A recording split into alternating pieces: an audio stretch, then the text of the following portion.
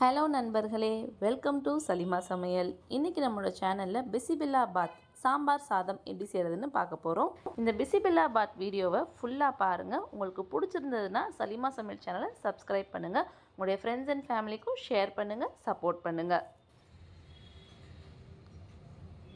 First ஒரு குக்கரில் 3 spoon அளவுக்கு எண்ணெய் சேர்க்குறோம். எண்ணெய் சூடானதுக்கப்புறமா 1/2 ஸ்பூன் கடுகு உளுந்தம்பருப்பு, கடுகு பொரிஞ்சதுக்கப்புறமா 20 சின்ன வெங்காயம் சேர்க்குறோம். இது கூட கொஞ்சமாக கருவேப்பிலை சேர்த்துக்கிடலாம். வெங்காயத்தை லைட்டாக வதக்கிக்கிடலாம். வெங்காயம் வதங்குற டைமில் 200 கிராம் புழுங்கல் அரிசி, 50 கிராம் துவரம்பருப்பு இது ரெண்டையும் நல்லா கழுவி ஒரு அரை மணி நேரத்துக்கு ஊற வச்சுருங்க.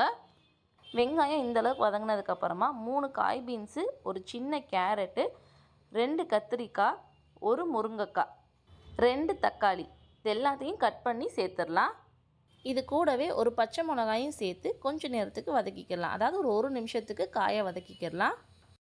தேவையான அளவுக்கு உப்பு சேர்த்துடலாம்.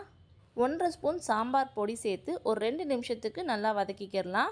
ஒரு சின்ன எலுமிச்சம்பழம் சைஸில் புளியை தண்ணியில் போட்டு நல்லா கரைச்சி ஃபில்டர் பண்ணி எடுத்து வச்சுக்கோங்க.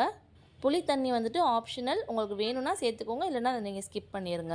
இப்போ அரிசியும் பருப்புக்கும் எவ்வளோ எடுத்துக்கிறோமோ அதுக்கு 5 பங்கு தண்ணி வைக்கிறோம். இந்த தண்ணி நல்லா கொதித்து வரும்பொழுது நம்ம ஊற வச்சுருந்த அரிசி பருப்பு அதில் சேர்த்துடலாம். அரிசி பருப்பை சேர்த்ததுக்கப்புறமா நம்ம இதை விசில் வைக்க போகிறோம். ஃபஸ்ட்டு ஒரு விசில் வச்சுருங்க. அதுக்கப்புறமா அடுப்பை லோ ஃப்ளேமில் வச்சு 4 விசில் வச்சுக்கோங்க. இன்றைக்கி நம்ம செய்கிற இந்த பிசிபில்லாபாத்துக்கு உருளைக்கிழங்கு ஃப்ரை பெஸ்ட்டு சைட் டிஷ்ஷாக இருக்கும்.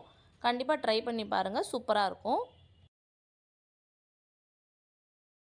இப்போது ஒரு விசில் ஹை ஃப்ளேம்லேயும் 4 விசில் லோ ஃப்ளேம்லேயும் வச்சு சாதம் ரெடி ஆகிடுச்சு.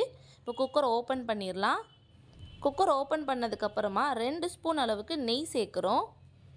நெய் சேர்த்ததுக்கப்புறமா நல்லா கிளறிட்டு 10 நிமிடத்துக்கு குக்கரை மூடி வெயிட் போட்டு வச்சுருங்க. வேணுன்றவங்க நெய்யோடு சேர்த்து கொஞ்சமாக மல்லி இலையும் கட் பண்ணி சேர்த்துக்கலாம். இது கூடவே ஃப்ரை பண்ண முந்திரி பருப்பையும் சேர்த்துக்கலாம். அதுவும் ரொம்ப டேஸ்ட்டாக இருக்கும். 10 நிமிஷத்துக்கு அப்புறமா குக்கரை ஓப்பன் பண்ணி சுட சுட சூப்பரான பிசிபில்லாபாத் சர்வ் பண்ணுங்கள். ரொம்ப டேஸ்ட்டாக இருக்கும். இன்றைக்கி நம்மளோட சலிமா சமையல் சேனலில் பிசிபில்லாபாத் எப்படி செய்கிறதுன்ற வீடியோ பார்த்தீங்க. உங்களுக்கு இந்த வீடியோ பிடிச்சிருந்தா உங்களுடைய ஃப்ரெண்ட்ஸ் அண்ட் ஃபேமிலி கூட ஷேர் பண்ணுங்கள், சப்போர்ட் பண்ணுங்கள். நம்ம சலிமா சமையல் சேனலை சப்ஸ்கிரைப் பண்ணுங்கள். Happiness is homemade. Thank you for watching.